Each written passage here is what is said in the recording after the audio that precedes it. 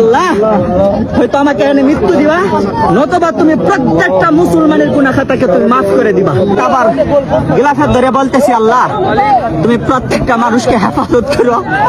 আল্লাহ যারা দোয়া চেয়েছে তুমি প্রত্যেকের মানুষের মনের মাকাসাদা হাসানা তুমি কবুল আর মঞ্জুর করে নাও।